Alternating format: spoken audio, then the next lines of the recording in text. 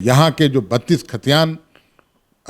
जो खतियानधारी लोग हैं, नौकरियां उन्हें ही, और झारखंड के युवा भली भांति जानते हैं कि हेमंत सोरेन से बेहतर या हेमंत सोरेन से कद्दावर कोई नेता उनके लिए झारखंड में नहीं। देखिए, आजसू को ज़्यादा बड़बोलापन मुझे लगता है महंगा पड़ेगा। एक सीट जीत के चलिए कोई बात नहीं, मात्र 2 सीट जीत कर वो आए हैं, उनका क्या जनाधार है। आज केंद्र में सरकार बदल जाएगी तो आजसू की जो कमिटमेंट है वो भी बदल जाएगी। हमने तो करके दिखलाया जो हमारे वश में था, जो हम कर सकते थे। डुमरी उपचुनाव जिसकी प्रतीक्षा सभी दलों को बेसब्री से थी, आखिरकार उसका अधिसूचना जारी हो गई है। 5 सितंबर को वहां मत पड़ेंगे और 8 तारीख को मतगणना होगा। जेएमएम के लिए, विपक्ष के लिए ये दोनों प्रतिष्ठा का सवाल है, क्योंकि इस बार वहाँ सरकार लड़ेगी, यानी मंत्री लड़ेगा एज ए कैंडिडेट के तौर पे। ये राज्य में दूसरी बार होगा कि चुनाव से पहले जिनको मंत्री बना दिया उनका लिटमस टेस्ट होगा। हमारे साथ जेएमएम के प्रवक्ता मनोज पांडे जी हैं। मनोज जी, उपचुनाव कितना महत्व रखता है? देखिए, बहुत ही महत्वपूर्ण है पार्टी के लिहाज से, क्योंकि डुमरी परंपरागत सीट रही है झारखंड मुक्ति मोर्चा की। जगन्नाथ बाबू से पहले भी हमारे कैंडिडेट वहाँ से जीतते रहे हैं, और जगन्नाथ बाबू ने जो कुछ किया है डुमरी की जनता के लिए, डुमरी क्षेत्र के लिए, उनका जो योगदान है वो अविस्मरणीय है। डुमरी का नेता होते हुए, विधायक होते हुए, एक मंत्री होते हुए, पूरे झारखंड के तमाम झारखंडियों के लिए भी एक अलग सोच थी, एक लड़ने का जज्बा था, संघर्ष करने का एक बोल सकते हैं आप जुनून था। तो उनको, मुझे नहीं लगता है कि उनकी जो संघर्ष है, उनका जो योगदान है, वो वहाँ निष्फल जाएगा। लेकिन सरकार अभी तक मुख्यमंत्री 3 वहाँ पे सभाएं कर चुके हैं, चुनाव के मद्देनजर नहीं, सरकारी कार्यक्रमों में ही।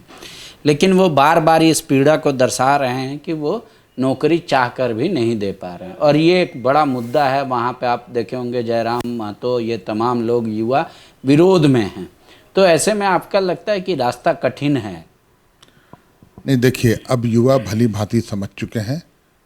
अब युवा पूछते हैं भारतीय जनता पार्टी से और उनके कार्यकर्ता नेता से कि आपने जो एक प्रयास था इस सरकार का, 32 खतियान आधारित नियोजन नीति, जिसे विधेयक विधानसभा से पारित करके भेजा गया, आपने उसे क्यों लंबित रखा है? हमने तो करके दिखलाया जो हमारे वश में था, जो हम कर सकते थे। हम एक ऐसी व्यवस्था बनाना चाहते थे जिसे अदालत में भी चुनौती न दी जा सके और एक कानून बन जाए। लेकिन अब हम वैसा अभी तक नहीं कर पाए हैं। उसके बावजूद जो प्रतिबद्धता है मुख्यमंत्री महोदय की, सरकार की, कि यहाँ के जो 32 जो खतियानधारी लोग हैं, नौकरियां उन्हें ही मिलेगी। आशु कह रहा है कि एक बार कांग्रेस को हरा दिया है, इस बार जेएमएम को हरा देंगे, उनको बता देंगे कि सरकार झूठे वादे करके 19 में सीट जीती। देखिए, आजसू को ज़्यादा बड़बोलापन मुझे लगता है महंगा पड़ेगा। एक सीट जीत के चलिए कोई बात नहीं, मात्र 2 सीट जीत कर वो आए हैं, उनका क्या जनाधार है आप भली भांति समझ सकते हैं। वो बीजेपी और आजसू का वोट जोड़ दे 19 में तो आप संकट में हैं वहाँ पे। नहीं, देखिए, पिछलग्गू हैं वो भारतीय जनता पार्टी के, और उसके भी कारण हैं। आज केंद्र में सरकार बदल जाएगी तो आजसू की जो कमिटमेंट है वो भी बदल जाएगी। वो सत्ताधारी दल के साथ चले जाएंगे, क्योंकि उनको पता है कई एक जांच की तलवार उनके ऊपर भी लटकती है, कई एक आरोप उन पर भी लगते हैं, उनके नेता पर भी लगते हैं।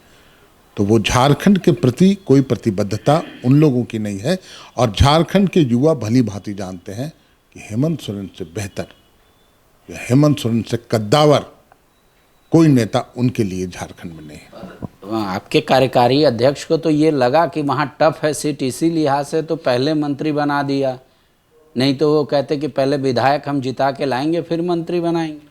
देखिए, ये अपना अपना नज़रिया है, परंतु जगन्नाथ बाबू को असली श्रद्धांजलि आखिर उनका जो पद था, उनकी अनुपस्थिति में उनके परिवार को देना एक बहुत बड़ी श्रद्धांजलि है उनके प्रति। और क्षेत्र की जनता को भी लगा कि हाँ, ये सरकार हमारी है और जगन्नाथ बाबू के योगदानों को भूल नहीं सकती। इसलिए लोग अपनी व्याख्या जिस स्तर से करें, लेकिन ये एक उचित मामले में उनको श्रद्धांजलि। 60-40 कोई फर्क नहीं करेगा जनता के दिमाग पर? 60-40 कोई मुद्दा नहीं। शुक्रिया।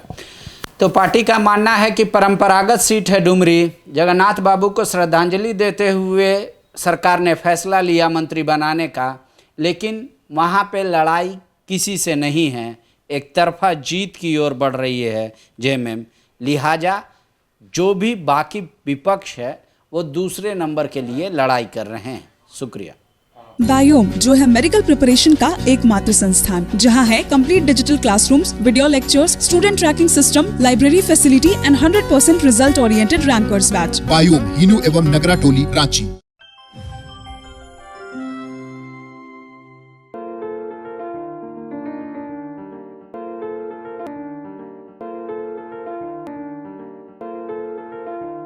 thefollowup.in.